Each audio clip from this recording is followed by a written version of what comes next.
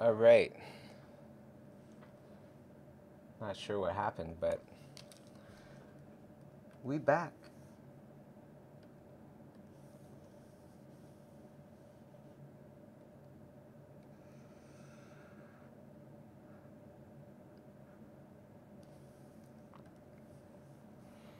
All right. Actually, I'm gonna have to go pretty soon too, because it's almost lunchtime.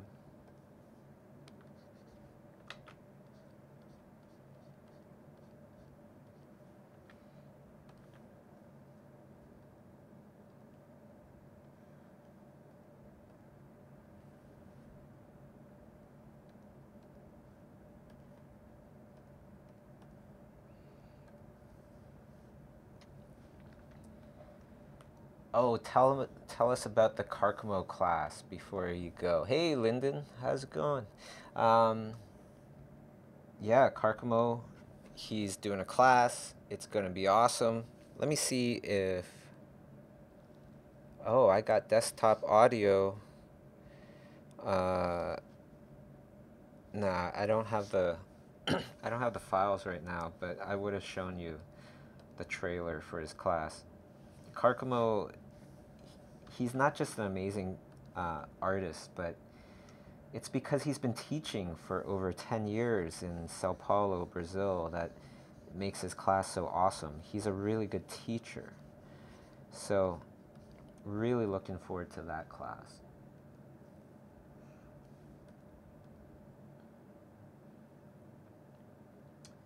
Let's see.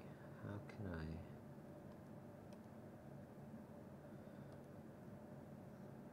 Need to get this thing. Whatever. I'll just make a new layer.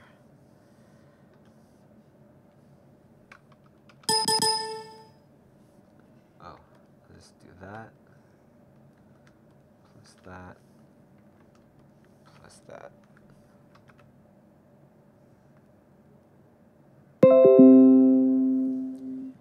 Okay. There we go.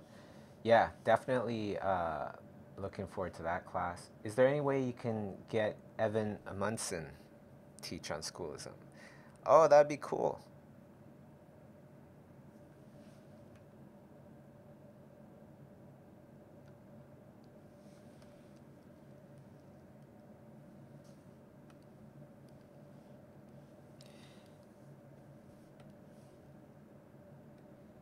Do I know Aaron Blaze? Yes. He's a very nice guy. Also, looks like a really great teacher. If I want to ask you kind of a personal question about my art life, how can I reach out? Do you still read mail? No, unfortunately, I don't. Um, I don't read too many emails anymore, just because I kind of have to do that. So I, don't spend my whole day um, replying to emails. I'm really sorry about that, but it's something that uh, everybody here asked, you know, kind of was like, that's what you should do. You should stop writing back, because like I would spend so much time writing back to people before. And the thing is, it's like when I write back to somebody, then it might take me, 2 weeks to write back to you. But then a lot of times when I write back, it's like instantly the other person will write back again and go, "Oh, thank you so much for writing back," which is really nice. But uh, mail still keeps coming in, right? New emails still keep coming in, and then I got these old emails that the person responded right back, and it's like this never-ending snowball. The more I write back, the more emails keep coming in. And because I'm asked to do so many, well, I'm not asked, but I am doing so many things for schoolism and generally everything. I just don't have time to answer emails. Best way is if you see me at a live event or a live stream like this. That's pretty much the best time. Okay, so somebody's asking, I was wondering if Schoolism offers concept art and character design courses, and if so, which one would you recommend? If not, then what kind of courses should... Okay, so concept art, character design. Well, there's a bunch of really great character design courses. One is with Daniel Arriaga, who's one of the best character designers out there. He is the art director of character design for Coco, which has been #1 in the box office for quite a while. He also played a very strong role in Toy Story 3, designing for that. He's had so many amazing credits throughout his career. He's awesome.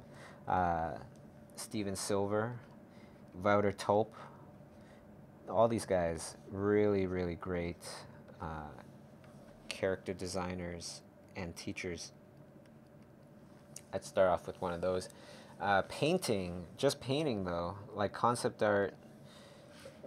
My favorite one this year for painting has definitely been Daisutsumi Robert Kondo, Painting with Light and Color with Daisutsumi Robert Kondo. That one is fantastic. Just fantastic.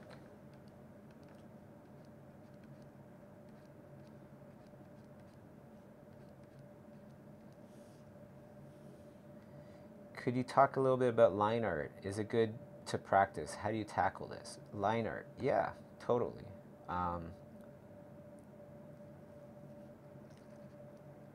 What do you want to know? I don't know. Like, line art is great. It's also very difficult because you have to construct structure by just using a couple lines and things like that. But yeah, it's wonderful. Do you listen to any particular kind of music when drawing? No, I don't. I listen to books. I listen to interviews. Sometimes I listen to TV shows, but I don't really recommend that. It doesn't really work out for me because TV shows, it's like you hear something and then you gotta rewind and you watch it and then you're like, oh shoot, okay. It's just distracting. When it's a book, everything is meant to just be listened to. Which, by the way, I do have a lot of Schoolism interviews with artists on my YouTube channel, and I have a podcast. So if you look up Chiu Stream as a podcast on your iTunes, or if you're on Android, you could get I believe it's the Republic Android app for podcasts. You can find me on there as well. And so it's just tons and tons of streams, interviews, whatever, for the art community, and I invite you to go and check that out.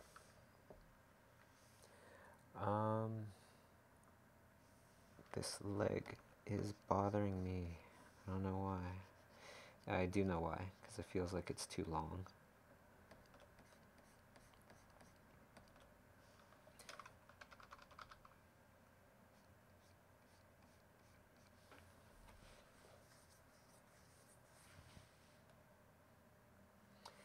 All right.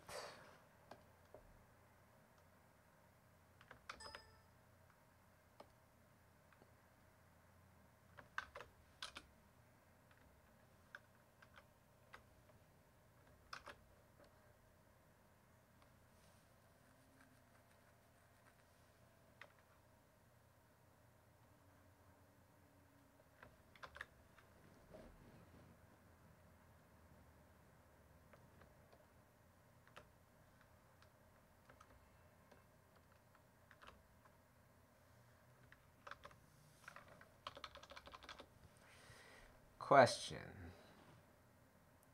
Hi, Bobby. Could you please tell me how to not lose my passion in the darkest hours of my life? Oh, man. Hey, Youngjun. Young. Sorry if I pronounced that wrong. Youngjun Lee. When it's the Youngjun Lee movie, you know, these parts in your life, the darkest parts in your life, will be the highlights, the most inspirational parts for everybody else watching the movie. You know, for any great person to do great things. Unfortunately, you have to have these moments in your life. I've thought about this so much when I was in my 20s, and I did not like that whole idea of, what do you mean? I want to have the perfect record. I don't want to go through bad stuff. Well, the thing is, good stuff, bad stuff, it's like you want to jump in a pool, but you don't want to get wet. It's inevitable, okay? So that's number one.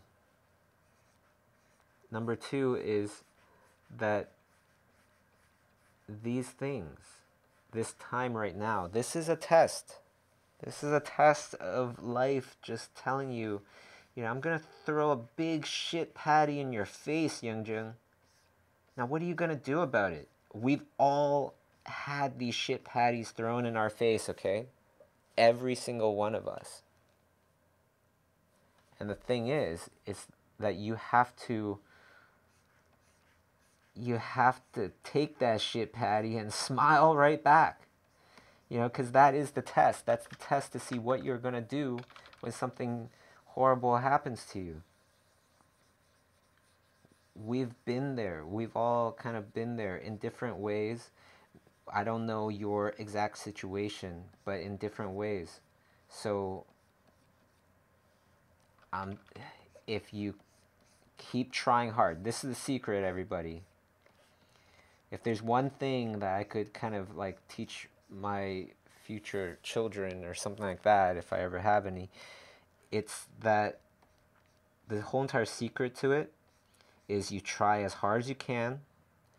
You're asking yourself, did I put in the time and the effort to try to achieve these dreams that I have? And did I use logic? Okay, that's number one.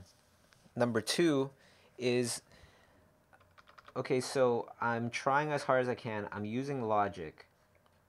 Well, shit, that's still not going to stop the bad things from happening.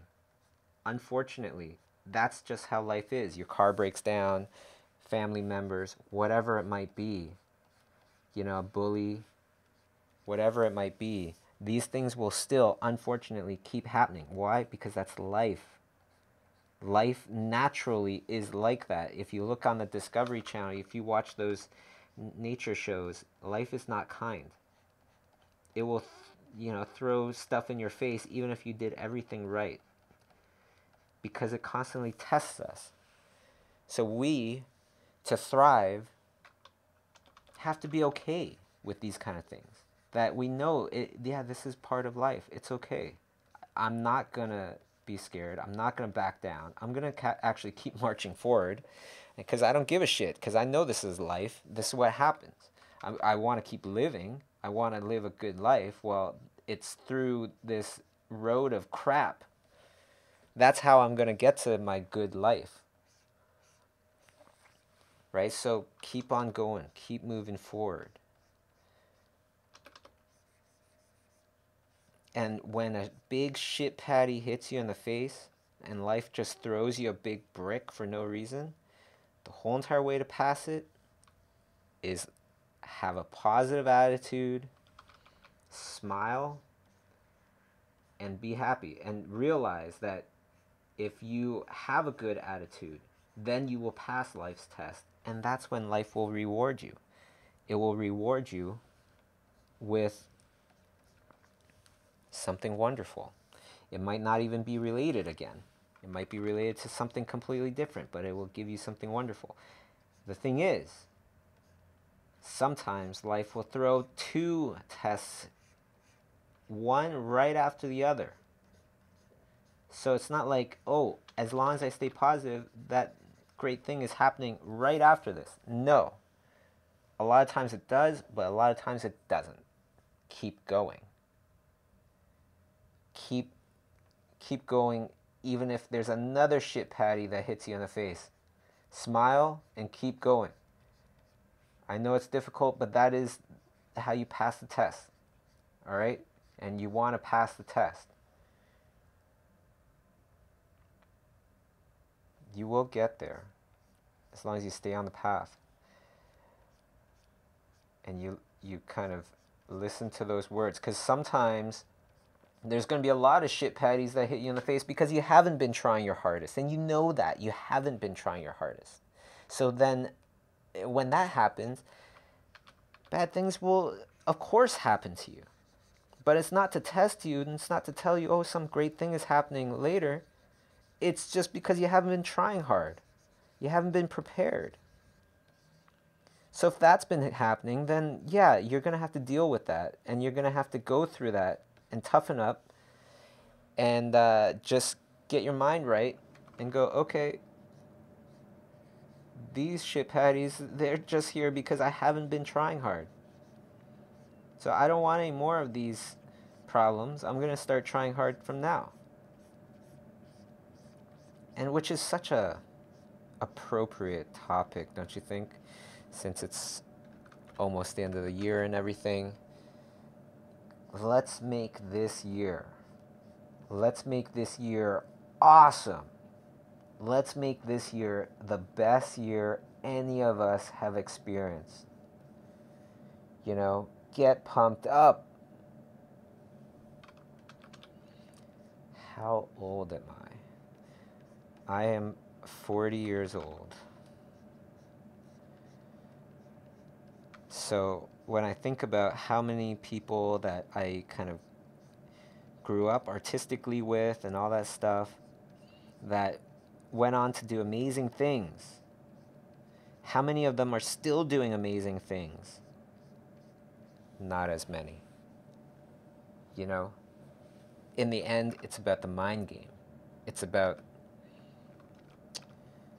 keeping your head right so that you're in it for the long haul, because none of us are in it to be an artist for 5 years, 6 years.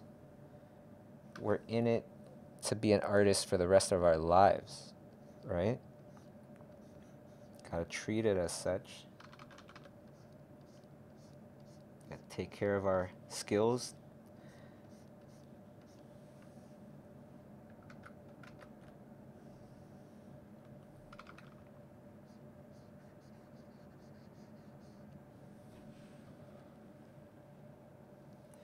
Gotta keep going. Gotta paint for fun. I look like I'm 20. Nice. I doubt it. I don't know. It's really nice of you to say, though. I wish I looked like I was 20. I hope I do. That's pretty awesome.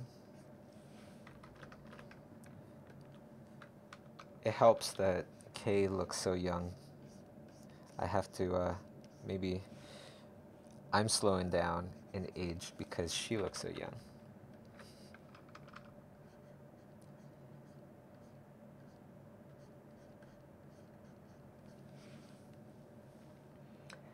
Question.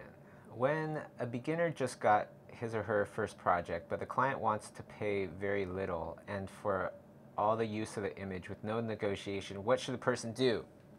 Really great question. Does it line up with your ultimate artistic goals? So many people actually don't have an artistic goal, like an actual, you know, what is your end goal kind of thing. So let's start off with that. You gotta have an end goal. So say mine, which was this is an actual example. One of my end goals was to work on a Tim Burton movie. That was my goal. That was literally my goal, to be so specific that I was like, I want to work on a Tim Burton movie. right? And then I'm not working on Tim Burton movies because he didn't call me or nothing, right? Uh, what do I do? Well, I have one job offer that will pay me, $1,000. Another one that will pay me very little, $300. But one is to do the littlest pet shop, maybe, right? Which was an actual job that we did a long time ago. Um, and then one is to do this indie project that only pays $300, and it's about um, this this funny, super smart kid that brought his parents back to life because he was an orphan or whatever, and he brought them back to life. And now it's this funny show about this these undead parents and this kid. Uh, but it only pays $300. Well, I would totally do that one because that one aligns with my ultimate goal, which is to work on a Tim Burton movie. Right? And the job that I would do for the person wouldn't be a $300 job. No, it would be a $10,000 job. It would be a job like I'm pretending it is for Tim Burton. Because afterwards, that's what I want. It's being able to afterwards have something in my portfolio where I really gave it my all, and it's actual commercial work. It isn't just for my portfolio. This is actual work, because then people can see it and go, okay, this is what this person does when you hire them for an actual job. And then from there, that's what will lead to better paying jobs that will be even more aligned with Tim Burton, and so on and so forth, until you reach your actual goal. So what do I say about cheap jobs or whatever? As long as it plays its part in getting you to your ultimate goal, do it. Absolutely. Even jobs, and this is very controversial, but even jobs that are free, if I got no other opportunities, then I would do those jobs, and I have done those jobs, because afterwards I take that, I put in my portfolio, and I say, this was a job that I did for absolutely free. Or this is a job that I did for somebody, right? And it lines up absolutely with my ultimate goal.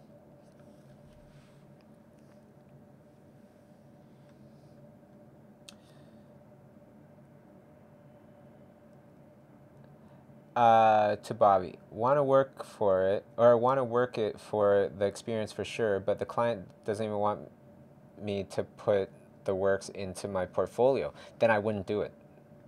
If, if, you know, if it isn't exposure or money, then there's very little reason to do it.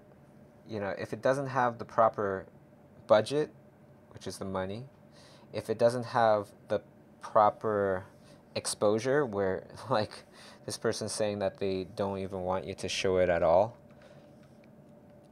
then I wouldn't do it at all.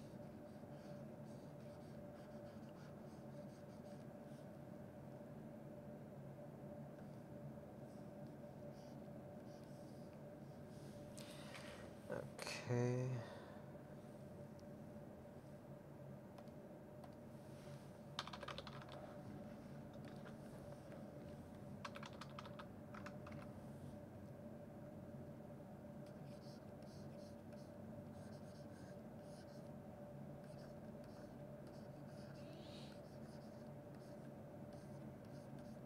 Yeah, another thing that a lot of successful people have done at some point in their lives is when when everybody's telling them that they should do one thing, but logic tells them that they shouldn't, that they follow their logic. A lot of times you'll hear about these amazing successful people now, and really they're super successful because they created their own path. They didn't follow other people's whatever way. They did what they thought was logical, which a lot of times is something that perhaps nobody's doing yet, because that's why they became so successful. They started to be the first ones to do it, and then so on and so forth.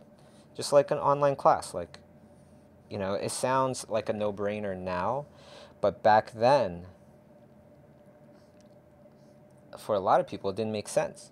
Why are you going to teach other people what took you years and years to accomplish, to learn, or whatever, to master? Why would you do that? There's a lot more secretive uh, things going on back then, which also makes perfect sense.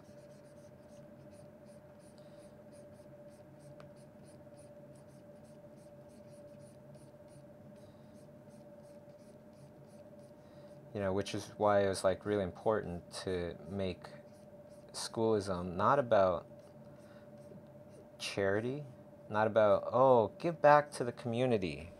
You know, that's why you should teach on schoolism, Craig Mullins. We want you to give back to the community.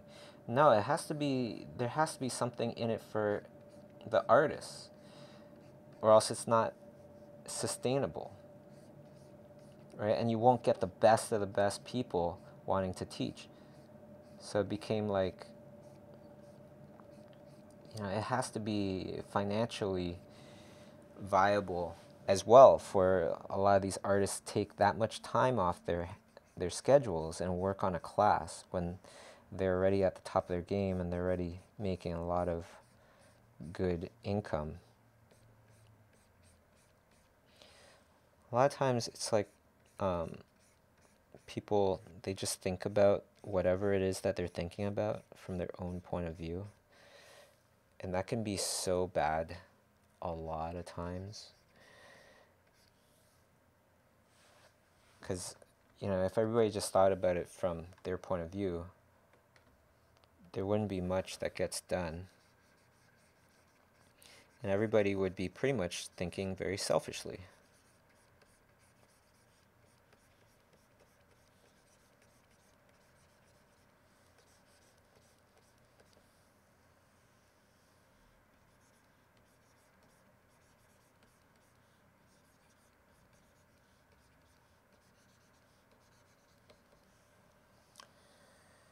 All right.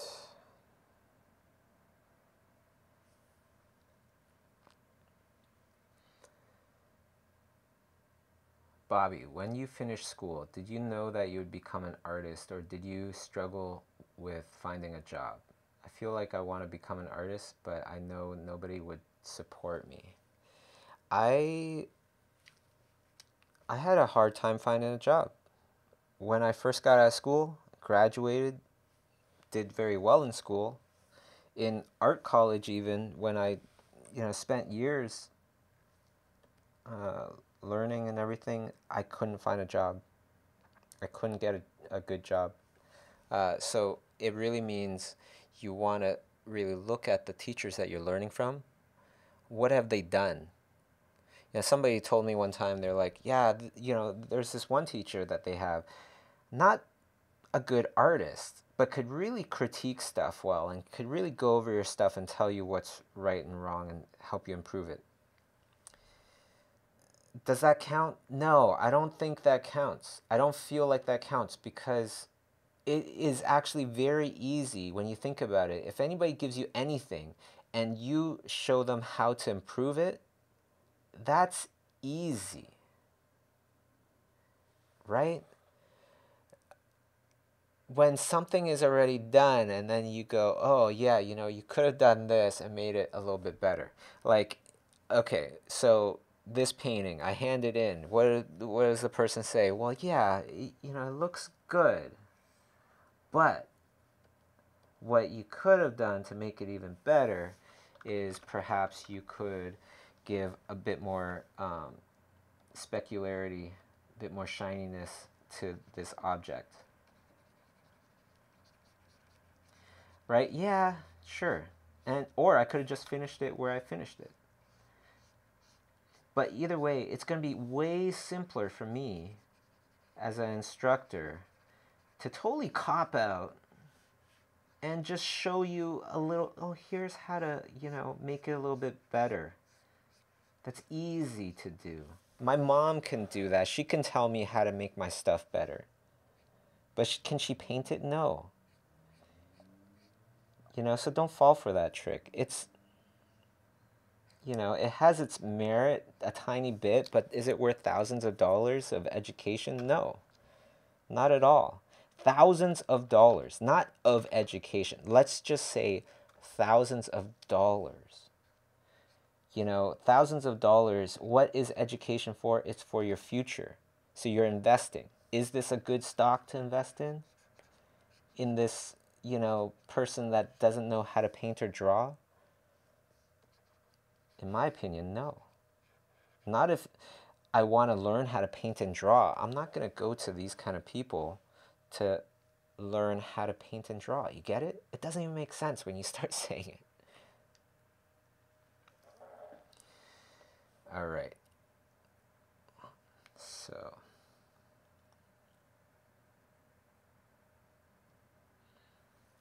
what else is missing? I think what else is missing from this are some nice little spots.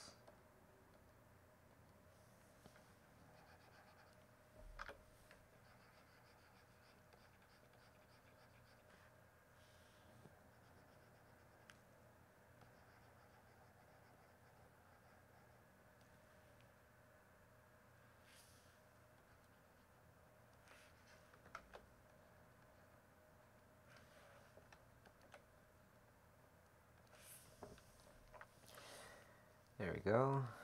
And it's a little brighter.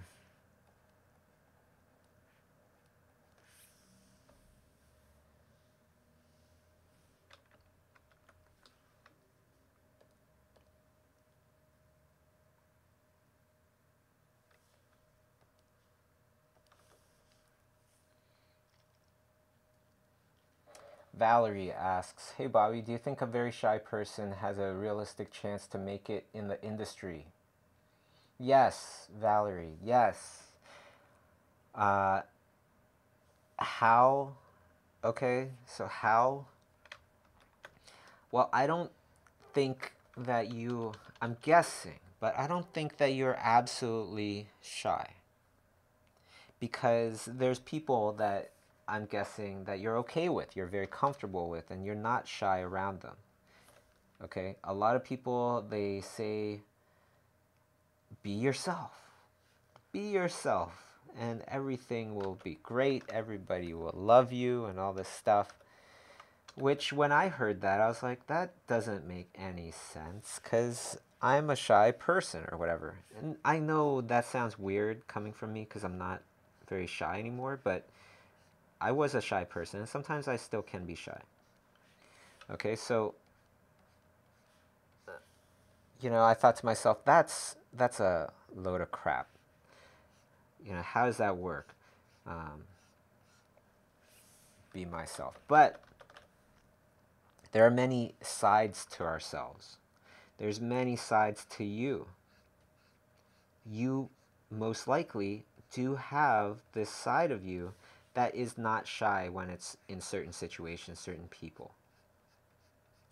So first I would just try to put myself in more and more of those kind of situations, because what you're trying to do is you're trying to become less and less shy. Right? So do what's comfortable to you. You're not going to jump into the deep end right away. You can if you like. That's kind of what I did. But it was very kind of traumatic and traumatizing almost. It's like literal physical sweat would start to develop and everything. Um, but yeah, what I would do if I was to do it again would be to put myself into situations where it resembles something that I feel comfortable with. Then I get further and further away from that situation. Kind of like training wheels on a bicycle. You want to start off with something a little easier, graduate to something a little harder.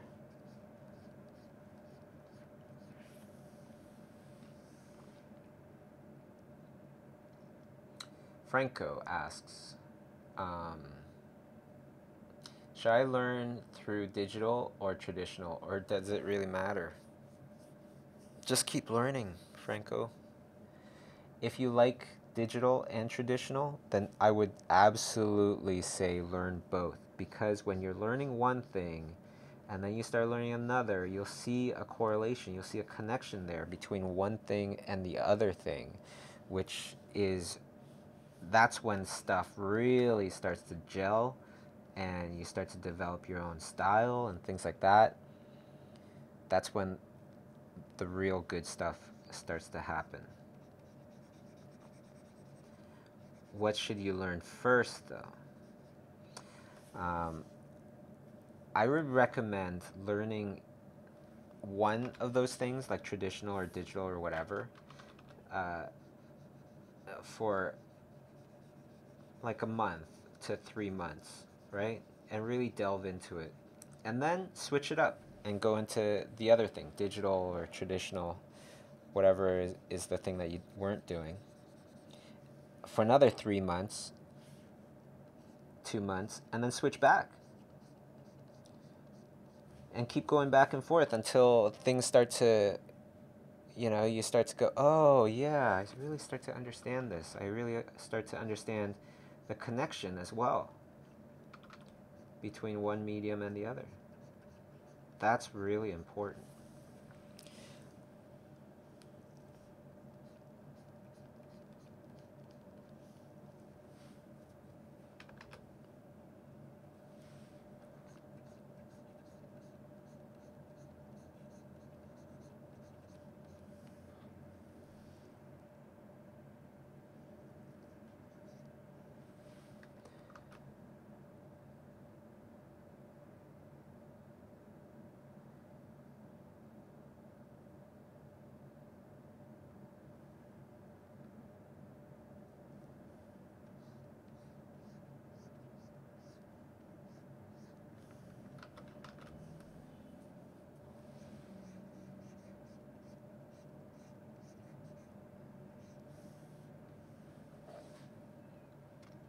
Question: is it okay for me to give the subway sketch group experiment a try here in my hometown of Cairo, Egypt? Oh man, I would love to go to Egypt. Um, you know what? It really it I think you'll know more than I would because I've never been to Egypt. I don't know about Cairo. I don't know how the culture is like and everything. Like I had a friend of mine um, that always went subway sketching with me when I was doing it in Toronto. I don't anymore.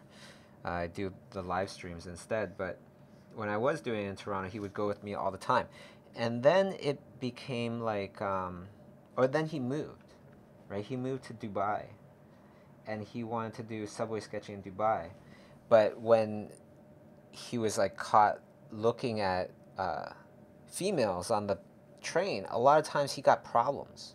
Like people would get really upset with him and all this stuff. So I think you would know more than I would. So be careful because some places are not friendly when it comes to subway sketching, which is so unfortunate because it's such a good place to sketch people and for like, a decent, pretty much free.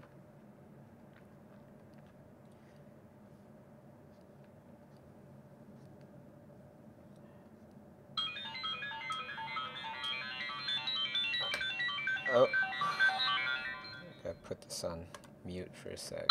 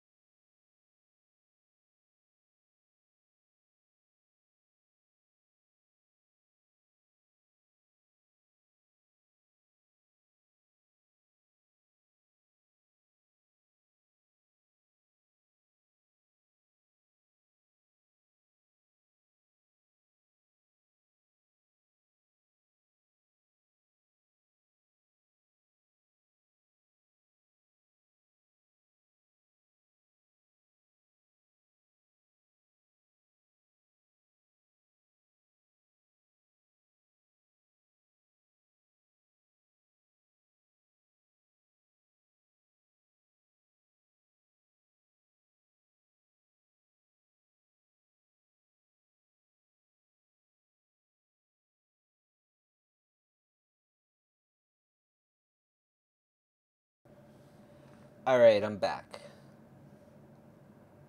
I had to take a quick phone call, but I think I'm pretty much done this guy here.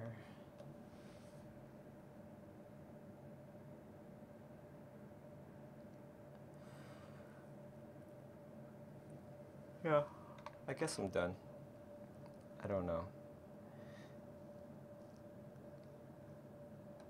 Well,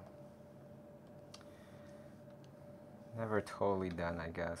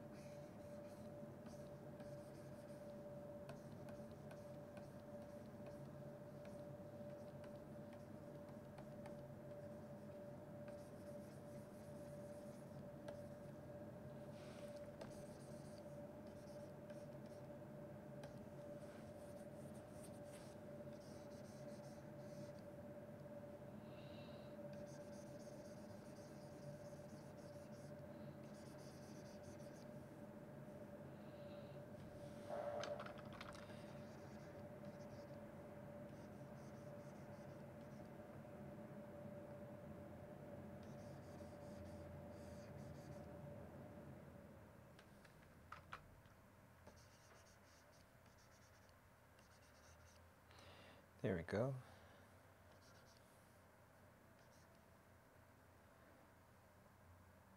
Are your brushes available anywhere? These brushes are totally available, I think. They're Kyle brushes. I believe they're available on the Adobe Creative Cloud.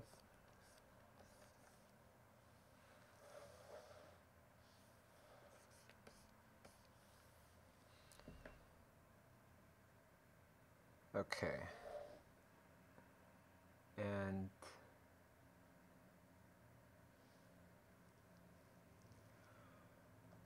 I guess the last thing to do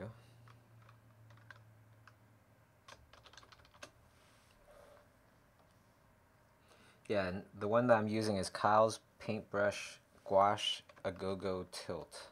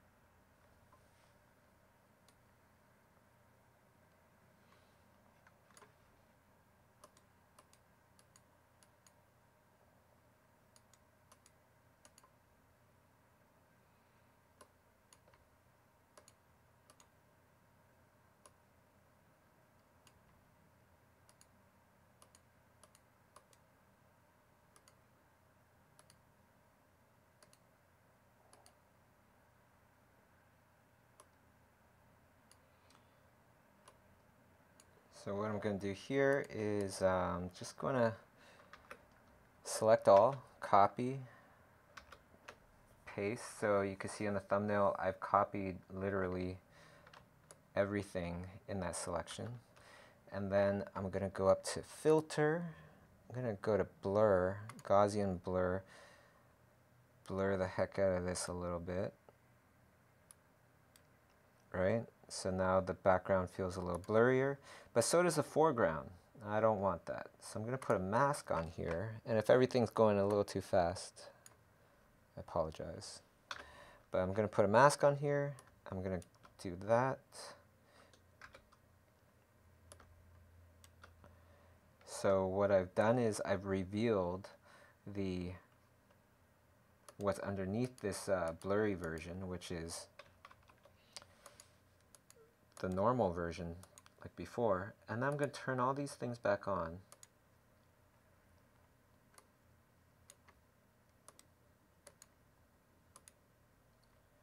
Right, I'm going to turn all these things back on, and now the background looks blurred out. Gives it a little bit more distance.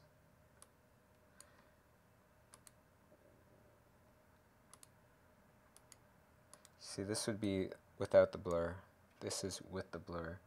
And now what I'm going to do is I'm going to copy paste.